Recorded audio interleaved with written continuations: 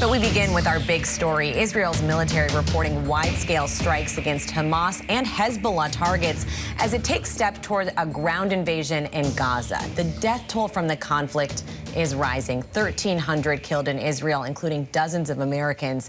In Gaza, nearly 1,800 killed, including more than 500 children. Joining me now, Democratic Congresswoman from New Hampshire and chair of the New Democrat Coalition, Kuster. Congresswoman, thank you so much for being here tonight. I want to start with your thoughts on the Biden administration has been briefing lawmakers about the Americans who are missing right now in Israel. What have they been telling you? Well, briefing us on the identity for members of Congress that have hostages that come from their district, and then talking about the plans for evacuation. This is an extremely difficult, very, very challenging situation militarily.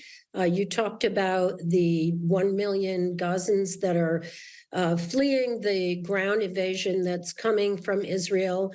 And we don't know at this point exactly where the hostages are being held, where they've been taken.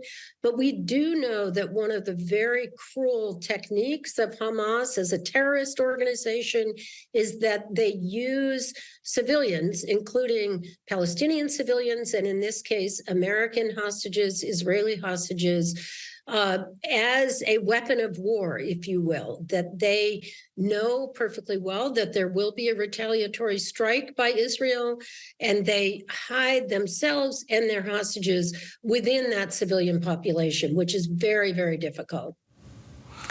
Very difficult. And as we've heard from the administration, there will be a need for more aid to Israel, military, humanitarian. I want to get your thoughts. We've heard reports of a $2 billion military aid package. Can you confirm that that's being discussed at the moment among members of your own party? And could it pass in Congress? Absolutely. It would pass resoundingly in both the House and the Senate. Our goal is to include the aid to Ukraine as well. Look, these are situations that are connected around the globe. We stand for democracy. We stand for supporting the fight for democracy, whether it's in Ukraine, whether it's in Israel. But absolutely, there is strong bipartisan support in both the House and the Senate. And frankly, we're just dealing with the dysfunction of our Republican colleagues in the Republican caucus, who are now on day 10 without a Speaker of the House. And so this important legislation is not able to be taken up in the House, and that needs to be resolved immediately. There is also some pushback today from members of your own party. Progressive Democrats are condemning Israel for its attacks on Gaza. Congresswoman Ilhan Omar, for example, calling Israel's call for 1 million Palestinians to leave Gaza ethnic cleansing. Should the U.S. be doing more right now to speak out against this unfolding humanitarian crisis? Well, I've been very impressed. President Biden, Secretary of State Anthony Blinken, reaching out to Israel to make it clear that we support the rule of law. We support the international human rights and rules of engagement. I think that's the attempt from the Israeli government to give fair warning that they are going to retaliate from the heinous attacks last weekend. But look, the fog of war is a very challenging circumstance to deal with. And I know that there are strong feelings on all sides of this issue. We need to try to talk about American policy, and American policy supports human rights, civil rights. And again, back to the tactics of Hamas. They use Palestinian civilians as a to hide their efforts to confuse the situation, if you will.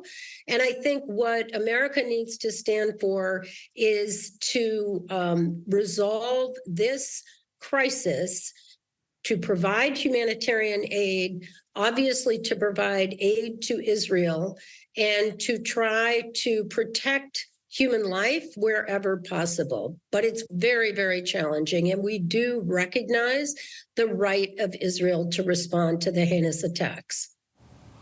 Challenging in a House that is completely at a standstill with no leadership at the moment. Democratic Congresswoman Annie Kuster of New Hampshire, thanks so much for your time tonight.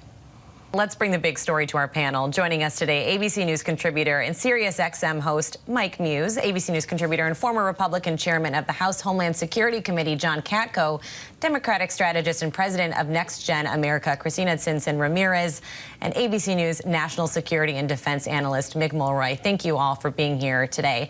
Christina, I want to get your initial thoughts on what the Congresswoman's response was to some of the pushback from Democrats who say that the U.S. is not taking a strong enough stance in support, speaking out against what we're seeing on the civilian side right now in Gaza. Well, it's understandable that the United States is saying that our partners, Israel, has a right to respond. We have seen women, children, elderly people kidnapped, murdered in Israel. And at the same time, we have to recognize that the terrorist organization Hamas is not the people of Palestine, that an indiscriminate assault on Gaza, home to 2.2 million Palestinians, where we have seen close to 1,800 dead so far, hundreds of who are children, that we have a special role to play in demanding our Israeli partners that, yes, while they absolutely have the right to defend themselves, we have to make sure that the people of Palestine are not forced to pay with their lives for the actions of a terrorist organization. And that is our role and responsibility as core partners of Israel. Well, and John Katko, your take here. We're watching this humanitarian crisis grow. Should the U.S. be any more forceful in its approach to try to protect those civilian lives that we're watching, as we're watching this kind of unfold? Well, yeah, they'd have to do everything they can. But, let's take a step back here. Hamas knew exactly what they were doing. They put they committed these atrocities. They knew the response would be that Israel would go into Gaza. And they knew that the citizens and the civilians within Palestine would be put in the crosshairs, and they don't care. If you just heard your news report, I think you said it earlier, Hamas is telling them not to leave. Israel is telling the citizens to leave so they can go after and root out the terrorists once and for all who committed these incredible atrocities that the world hasn't seen. So the Israelis are in a no-win situation, and Hamas knew that, and that's why they did this. So I think we have to do everything we can to make sure civilians are not caught in the crosshairs. But if Israel does nothing, Hamas will be emboldened to commit more atrocities. They have no choice but to go in there. But we have to do everything we can to make sure that the civilian population is protected as much as we can. It's a horrible, horrible dilemma. Mike, I want to get your take on that evacuation demand from Israel, calling on more than 1 million Palestinians to leave northern Gaza. The UN said that is impossible. Weigh in on what we're seeing, on what we're watching as people are trying to flee their homes today. We have now gotten to that inflection point where humanitarian crisis is meeting the intersection of the war that is at hand and with Israelis' right to be able to defend their country and to retaliate against a terrorist organization named Hamas so that Hamas does not come after Israel any further. The challenge now is going to have to be is how do you create some sort of ceasefire for a moment in time in order for goods, medical supplies, and services to be delivered to the people of Palestine. It is important that those individuals have relief because, Elizabeth, those pictures are just as painful of seeing the infants of Palestine being injured, being in the hospital. It's just as heart-wrenching as well. And so it's a matter of how do we ensure both of those sides are protected from a humanitarian perspective while giving the right to Israel to respond to Hamas an aggressive offensive attack and retaliation so this doesn't happen. It is difficult, as Katko had just mentioned. And Mick, I want to tap into your expertise in some of what the next steps in this war could look like. We know Israel is gearing up for what looks like a ground invasion in Gaza. How would that happen? So, Elizabeth, I think we're seeing the early stages of that. We're seeing probing operations with probably special operations forces and reconnaissance forces that are doing small raids, incursions to try to find out where the strength and weaknesses of Hamas and then likely soften those targets with air strikes and follow-on strikes. After that, we're going to see a large-scale, I think, invasion of tanks, armored personnel carrier, and a lot of infantry. They have more military lined up to invade Gaza than Russia had to invade Ukraine. So this is going to be a very violent, very forceful, street-by-street urban battle in which if civilians do not leave this area, they will very easily get caught in the crossfire. It is very hard to identify friend or foe in this environment. Hamas does not wear uniforms, and they will likely hide behind civilians. So this could get extraordinarily violent, and it could end in a lot of deaths. Extraordinarily violent to what we've already seen is extraordinary violence. And the Biden administration says it's doing what it can to try to free those Americans who are being held by Hamas. Curious what you think is going on behind the scenes right now as part of this effort to find and get those Americans home. I think there's an all-out effort to do it diplomatically because, quite frankly, the military options here are not good. I've been on many combat operations, a few hostage rescue operations. Only 50% of them went well, and this is the worst environment for any of those types. So I think there is going to be an effort to try to rescue as many as possible, but the best way to bring these people home, Israelis, Americans, is through diplomatic talks between Egypt, Qatar, and and Hamas. That is the best way to bring them home. I don't know if it'll be successful, but I would hope that we put every effort we can into that. Mick, Mike, Christina, and John, stick around. Much more ahead. Coming up, we are going to talk about protesters taking to the streets around the world and here at home. The divide on the war in Israel. More when we come back.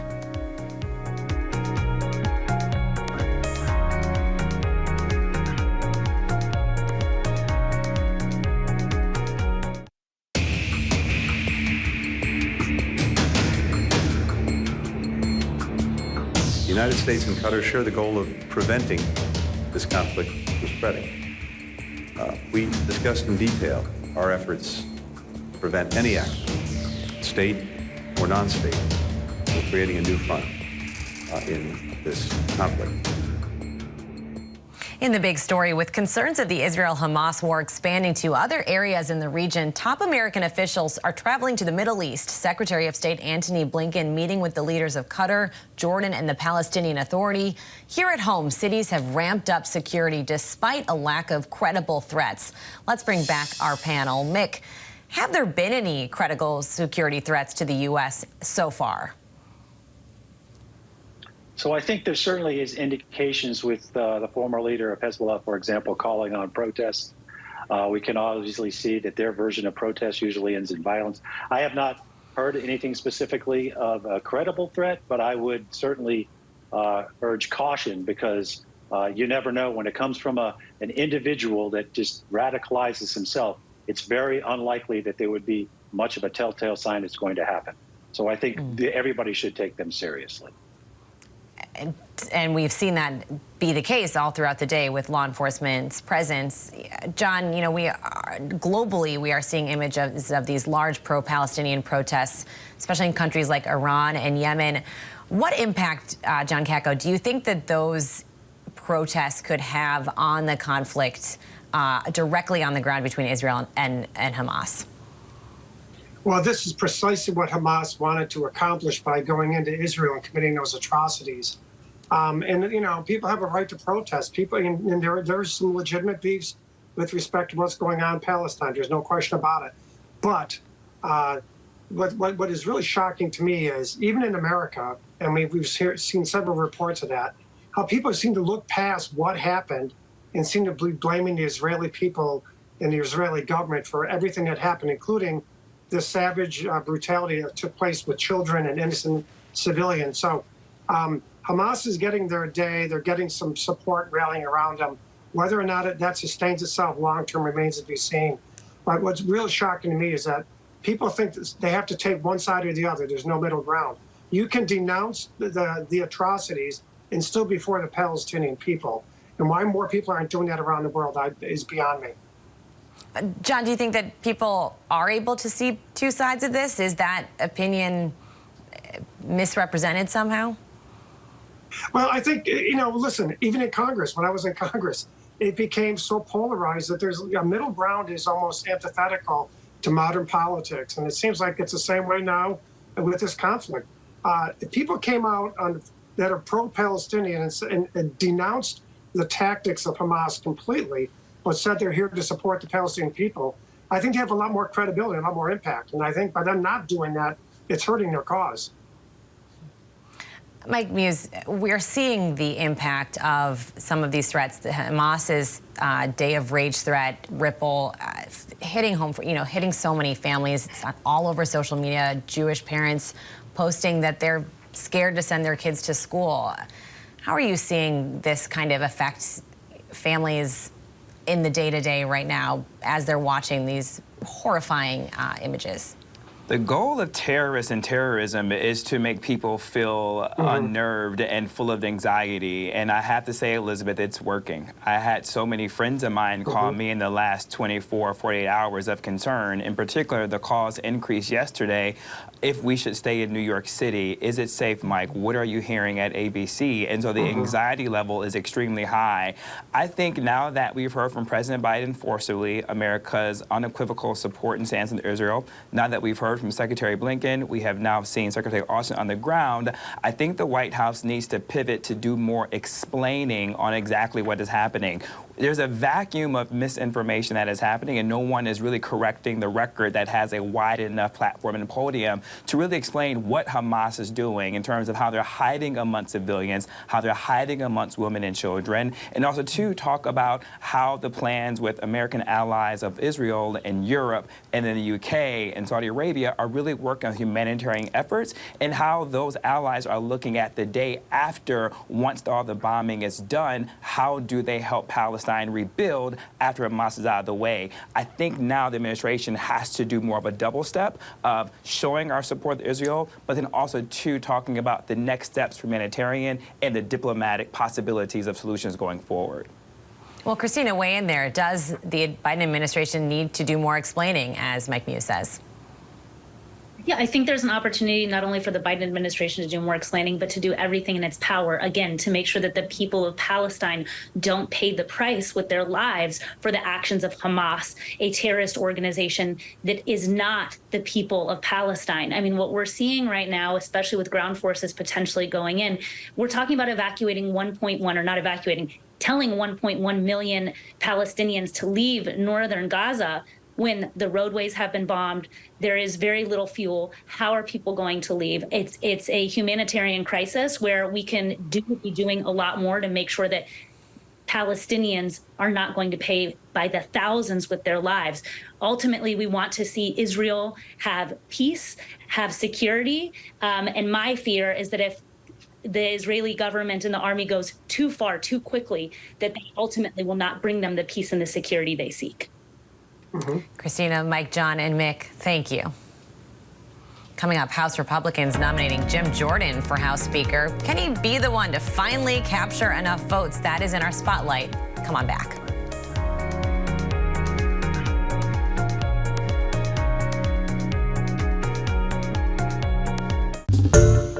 Hi everyone, George Stephanopoulos here. Thanks for checking out the ABC News YouTube channel. If you'd like to get more videos, show highlights, and watch live event coverage, click on the right over here to subscribe to our channel, and don't forget to download the ABC News app for breaking news alerts. Thanks for watching.